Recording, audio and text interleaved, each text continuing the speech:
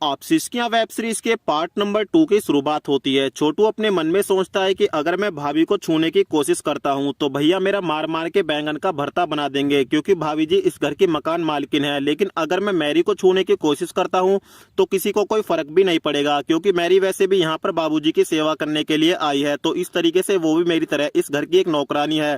चलो मैरी पर ट्राई करके देखते हैं। अब मैरी यहाँ पर सिगरेट पी रही है तो छोटू इसके पास आता है और इससे एक सिगरेट मांगता है। उसके बाद मैरी इसके हाथ में एक सिगरेट दे देती है। उसके बाद छोटू इसके साथ सिगरेट पीने लगता है और इसको बोलता है कि हम यहाँ पर 2 साल से काम कर रहे हैं तो हमारा तो यहाँ पर अच्छे से मन लग गया है, और हमको ये भी पता है कि तुम्हारा भी अब यहाँ पर मन लग गया है। वैसे इससे पहले तुम कहाँ पर काम करती थी? तो इसको गुस्सा आ जाता है और ये इसको बोलती है कि ज्यादा बकचोदी मत कर और अपना काम से काम रख। अब छोटू बोलता है कि हम अपना काम तो कर ही रहे हैं और हमको ये भी पता चल गया है कि तुम रात को बाबूजी को मसाज के साथ साथ और क्या देती हो। इसकी ये बात सुनकर दोस्तों मैरी के तोते उड़ जाते हैं। फिर छोटू बोलता है कि हमको पता है कि इस वक्त तुम हमारे बारे में क्या सोच रही हो। इस वक्त तुम हमारे बारे में सोच रही हो कि कैसे भी करके बस तुम अपने साथ से हमारा गाल लाल करने वाली हो, लेकिन उसके बाद हम भी सबको बता देंगे कि तुम भी रात को बाबूजी को कैसे लाल करती हो और उनसे अपने आप को कहां कहां लाल करवाती हो। तो ये बोलती है कि चूतिए, तुझको जिसको बताना है बता दे, फिलहाल तू यहाँ से चला जा, मेरा दिमाग खराब मत कर। अब बाबूजी रेनू को अपने पास बुलाते हैं और इसको बोलते हैं कि बहू मेरे कपड़े चेंज कर दो। उसके बाद रेनू बाबूजी के कपड़े चेंज करने लगती है तो बाबूजी यहाँ पर रेनू के साथ खुराफाती हरकत कर देते हैं। तो रेनू बोलती है कि बाबूजी अब ये नहीं चलेगा। तो बाबूजी बोलते हैं कि बहू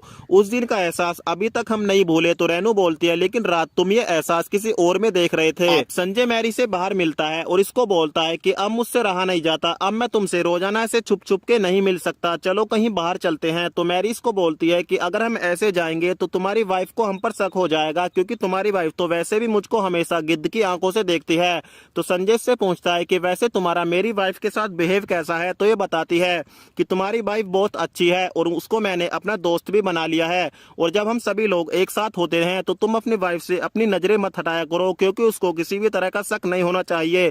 तो संजय बोलता है ठीक है कोई बात नहीं, मैं कोई ना कोई तरकीब निकालता हूँ। और दोस्तों इन दोनों को बातें करता हुआ छोटू यहाँ पर देख लेता है। अब छोटू संजय भैया और मैरी के अफेयर के बारे में बताने के लिए रेनू के पास आ जाता है और रेनू को बोलता है कि भाभी आज मुझको तुमको मैरी के बारे में कुछ बताना है। तो इतने में यहाँ पर मैरी भी आ जाती है और इसको यहाँ पर देखकर छोटू कुछ बोल नहीं पाता। उसके बाद रेनू इससे पूछती है कि छोटू तुम कुछ बताने वाले थे, क्या हुआ?